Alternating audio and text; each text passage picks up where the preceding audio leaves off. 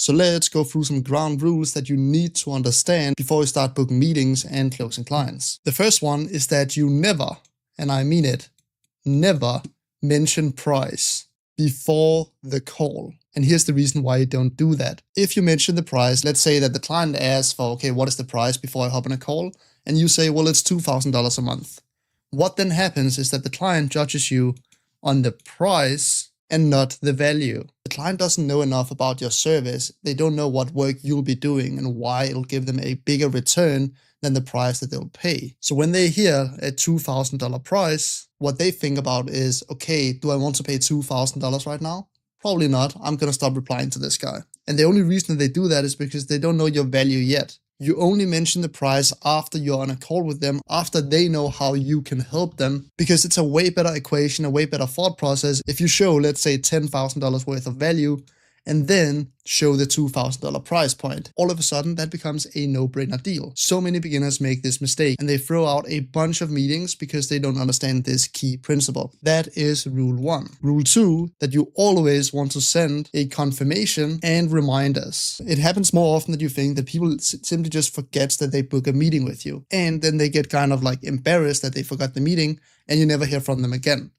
You always want to send both a confirmation and reminders to every single call that you hop on. So the process looks like this. You have people interested either over cold email or over Upwork.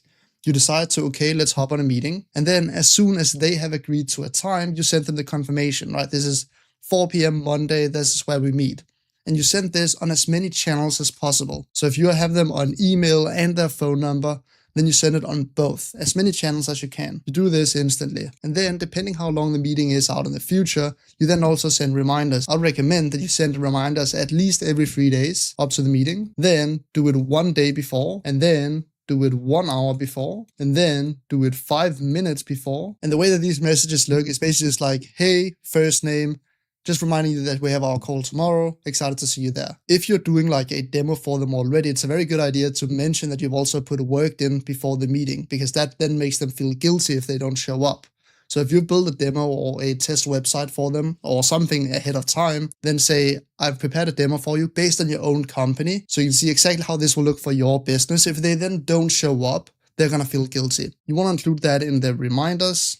And then the last reminder, like 5 minutes before, did you just write, hey, first name, I'm just finishing up another call. I'll see you in our call in like 5 minutes. That's a really good message for this last reminder. Something I also see, and this is connected to never mention price, is that some people want to skip this step of hopping on a call. The reality is that that's just making your life 10 times harder. Not everyone is going to be ready to buy right in that moment. They might need more information. So you need to hop on a call with them. You want to give them limited amount of information, so where they really get the information is on the call with you. And it's very simple. If you have an issue right now where people don't show up to the calls, it's just an equation of, do they think that this call will be valuable enough for their time? Do they think it can actually help them? And if you have an issue where people don't show up to the calls, the reality is that they don't think that it's going to be worth their time. That is why you need to include the reminders. You need to tell them, I've built a demo specifically for your business. I've prepared this and this and this. We're going to see this and this and this. And you, of course, need to solve a painful problem. Okay, so before the call, you never mention the price. You always want to be judged on value. You always send confirmation